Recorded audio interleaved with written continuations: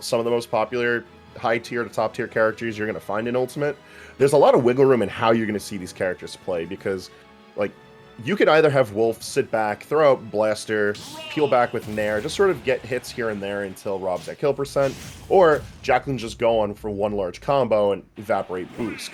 Likewise, Boosk has a lot of room to play around with us starting on Pokemon Stadium 2, so Laser and Gyro cover a lot of space, and once again, those jump-ins going to be a big deal for starting big damage. And you could say that for either character here. Both characters get a ton off of Rob would be more so your Nair, and then Wolf it's kind of any aerial except down air. So big ups to Wolf Flash hanging on the gyro. But no, you're definitely right. Like, Wolf has a lot more by way of combo starters, especially on a big target like Rob. Nair, of course, good pokey tool, but up air either for kills or for extending combos. You've got the chance of seeing forward air come down often. In general, like, Jakal's not going to struggle too hard to find his hit. It's making that hit count that's going to be a big deal, especially against a target like Boosk. Good read with the up B there, able to catch that, and gonna come off to good stock, and needs to be careful with his shield there. If he lands one hit can get his opponent up to 40 or 50, but Boosk hunting for this edge trap, which he's gonna get there with the back air. Yeah. And just like that, as admitted, both stocks are gone. Both these characters, we could have a 6-minute match or we could have a 1-minute match with these two characters. You never really know what's going to happen. Absolutely. They're two characters that manage to find a lot of situations where they could rack up damage and find stage control practically on accident from just how effective a lot of their tools are. And a lot of their tools, like you were pointing out earlier, multi-purpose. They're so versatile, so you can, these kind of tempo shifts that constantly happen to these characters are so crucial to be able to assert over each other in the neutral game. And you're already kind of seeing it here, more of a slow style coming out now as it's progressing. Definitely. I was just about to highlight that. I'm glad you brought it up, Gray. Like, stocks 1 and 2 look almost night and day, where Jakal and Boosk are almost just sort of feeling each other out and just going for, you know, big damage. Nothing too crazy, though. Meanwhile, here in the second stocks, it's a lot of close-range boxing in.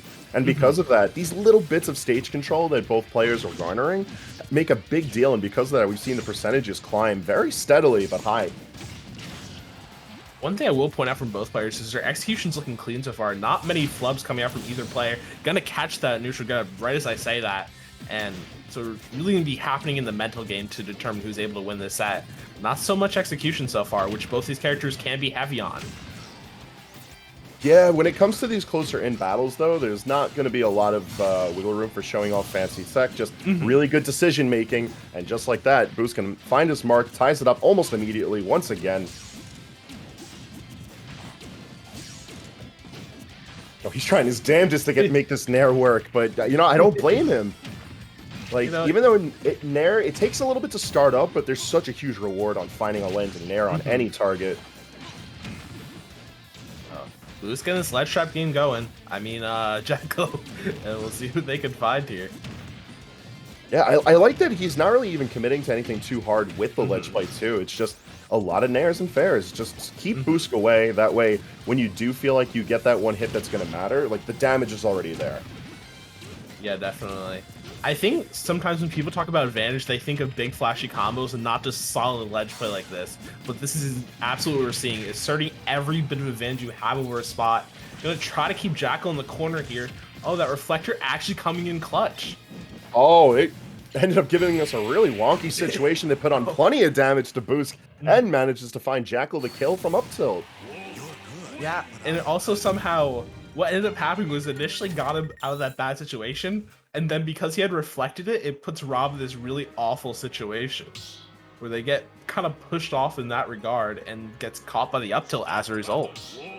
Like, it ended up putting Boosk in such an odd state of tumble there, but regardless, just solid play all around. Jakal managing to make one situation work super well in his favor, and almost guarantee, run back to PS2 makes a lot of sense.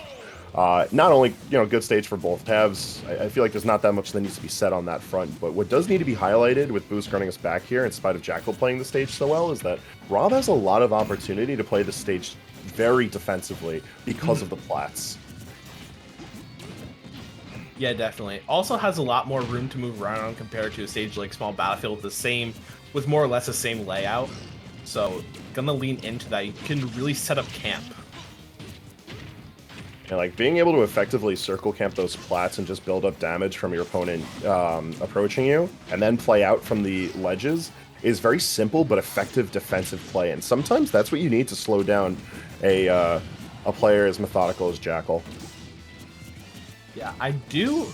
Speaking of the way Jakal kind of works his way through this, I like how he's shifting his tempo ever so slightly consistently. Like there, instead of picking a more defensive option like you'd expect in that situation, he comes off ledge with an aggressive fair. And that's just enough to keep Boost guessing as to what Jakal is planning on doing. It's a really solid call and response on Jakal's half, because he's recognizing that Boost wants to play this out a little slower, but at the same time, he can't let Boost lead the entire dance. Like, he's got to be a bit proactive and keeping things safe, because earlier in the match, we both brought up, like, building up the damage is no problem for Wolf or R.O.B. Neither is finding straight kills. A solid rising up air manages to get Boost that first blood here.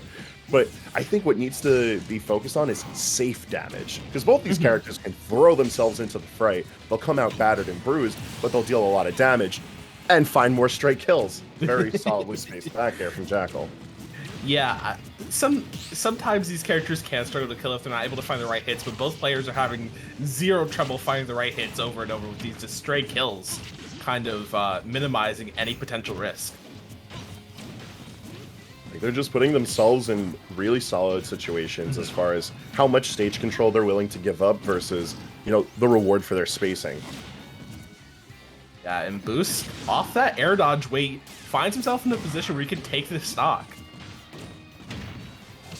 Not gonna find it quite yet, but still builds up a lot of solid damage here. Excellent call out from Jakal. I don't think we've seen the neutral get up like that from Boosk all set, so it had to be just, that was just a solid response. Really good reaction. Yeah, I think I remember Jakal, he caught one with an F tilt, but other than that, nothing nearly as punishing or decisive.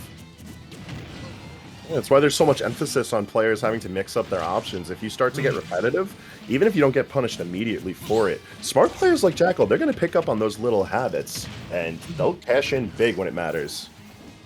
Yeah, save them for the last stock, more importantly, last game situations, which is exactly what Boost needs to force, but unfortunately a back air is going to prevent that. And that's going to be a 2-0 from Jakal.